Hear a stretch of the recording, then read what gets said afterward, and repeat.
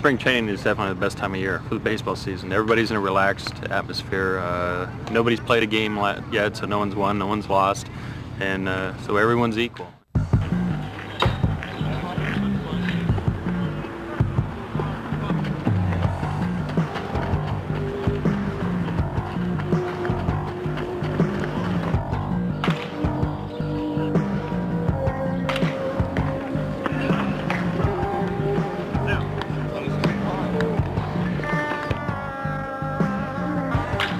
The amount of work that the players put in, the hours they put in, the fans I don't think realize that. But also the players that are battling for positions on clubs, there's always great stories in that. Whether there's 2 second basemen or 2 starting pitchers vying for the last starting job.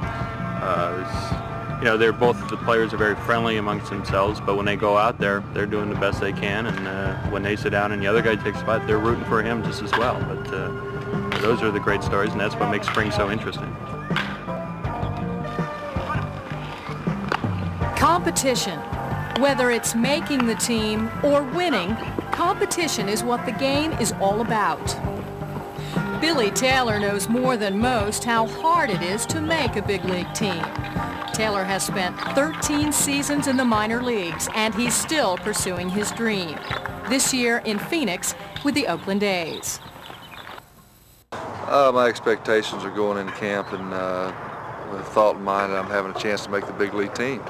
And that was the thing. I came over from Atlanta, and Oakland picked me up in the off season, and said the opportunity was there, and for my situation, that's what I need to do. I have to go where opportunity's there, and I think I'm gonna get a fair chance of in spring training getting a chance of making a team when camp breaks. So that's one of the reasons I chose to come to Oakland. Well, last year, I was picked up by Toronto in the Rule 5. I went right down to the last day, and they made a decision to keep Ken Daly. But that's all in the past. I'm just looking forward here now. Games are getting ready to start tomorrow. Hopefully, I can get out there, compete with them, and like I say, break with this team when time comes. It's the same story in every camp, year in and year out. The Mariners are looking for a 5th starter for their pitching rotation. One of the prospects, Roger Saukheld, is hoping that the job will go to him. For guys that are trying to make the team, it's a little different. You got to go a little earlier than the guys that know they've got a spot, like, Bosio or Randy.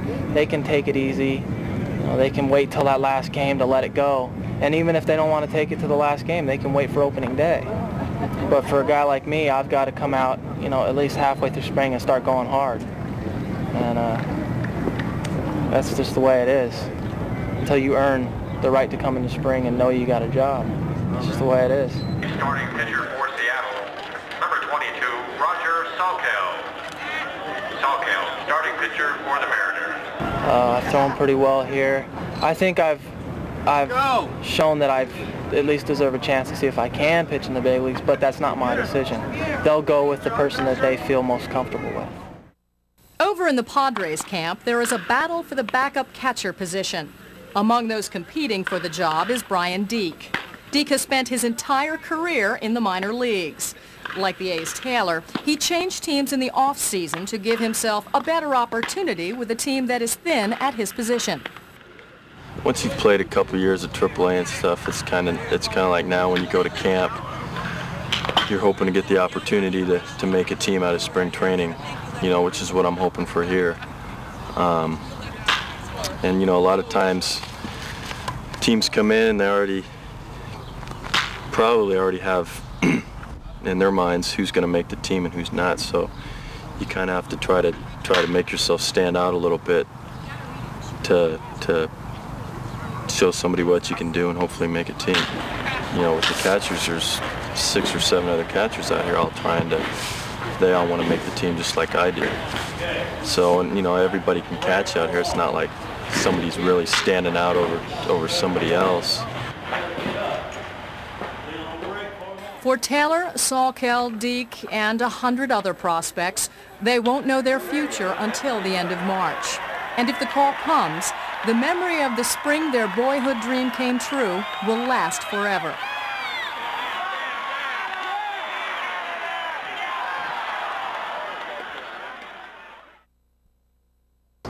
There is a board, you know, just there's not a pen, it's just using an eraser to do it. And you know, it's tough sometimes. You know, I've seen some young men cry, you know, when they get sent out, or some young men, you got to make them feel that it's not a failure. Or like,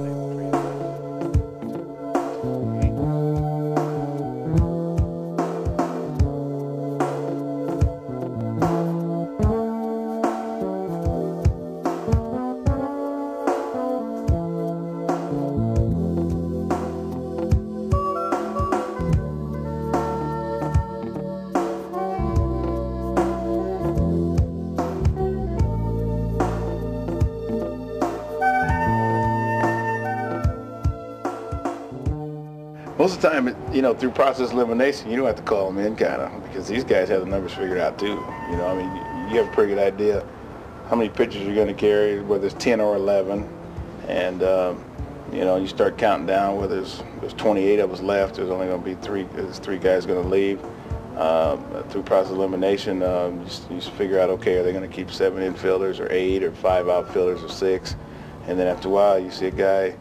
You know, some guys being sent down, some guys being released, and then you know that you're one of the final cuts. You know, that final cut is the toughest. I don't care if you're in Little League. I was talking to my high school coach who was visiting me yesterday, and he said that he used to go home sometime, and man, a couple of times he cried on cutting kids because the kid might have had a ton of desire and a ton of ambition, but was short on talent.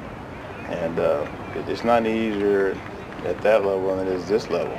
And anybody that can do it in a fashion doesn't feel any emotions about it, you know, to me they don't have a heart, and this is what this game's all about.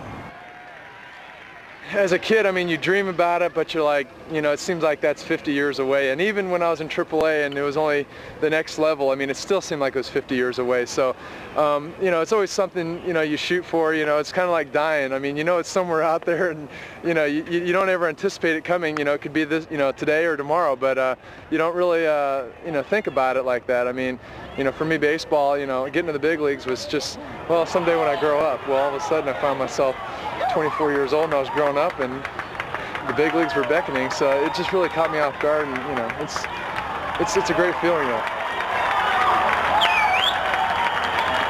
I remember asking the clubhouse guy, this was 1975, and Frank Robinson, like I said, was the first manager for me, and I made it that spring, but I kept asking the clubhouse guy, you know, like every day I was, you know, asking him, did I make it? Did I make it? You know, I mean, he didn't, you know, he's the guy that knows. You'd be surprised, but here's the clubhouse guy knowing who makes the club, but he's the one that puts the unis out, so he must know, you know.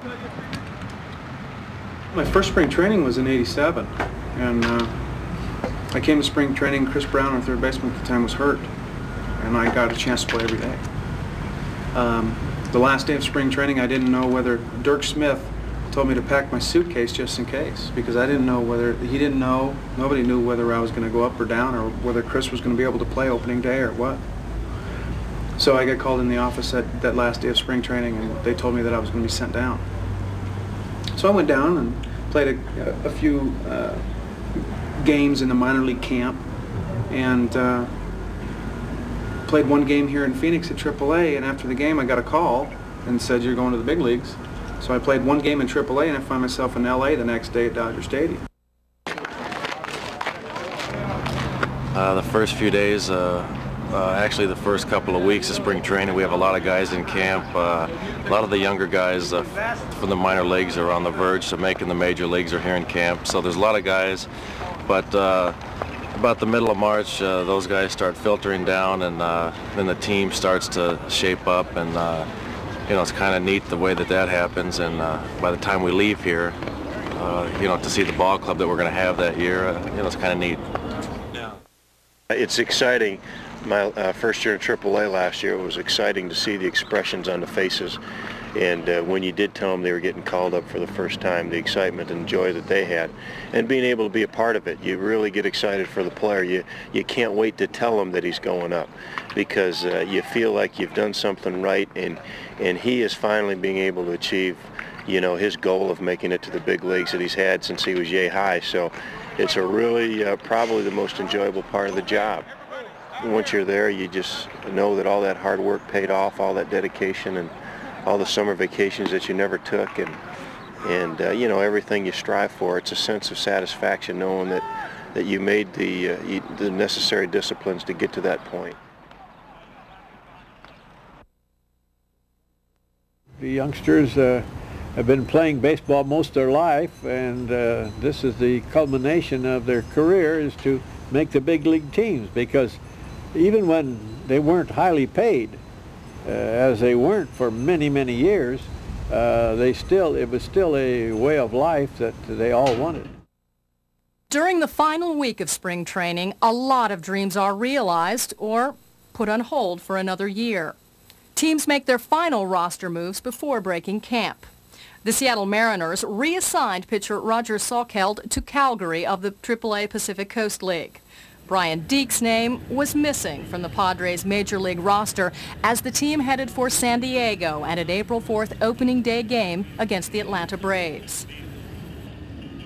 You get a little bit of a feel for it first couple weeks that go by in big league camp, and it just came down to basically there was, Brad Osmus had the job wrapped up there, and there were two other guys that basically they were looking at to back him up, and right now I just wasn't one of those guys. But hopefully if I can play well in Las Vegas, and I can end up back there during the season.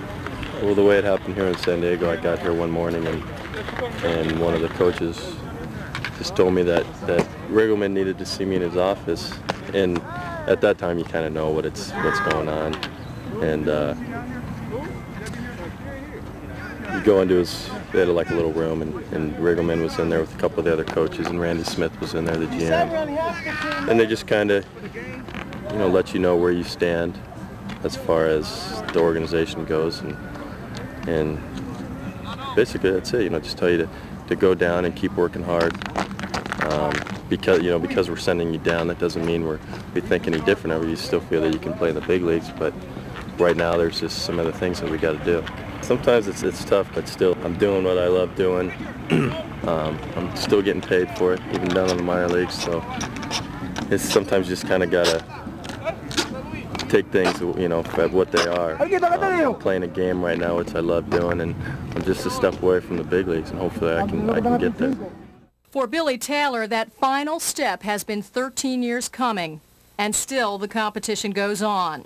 His name is on the A's roster heading into the traditional weekend base series against the Giants. But the team still has several moves to make before finalizing their 24-man roster. Those moves are likely to come only hours before the clock strikes midnight and the beginning of another opening day.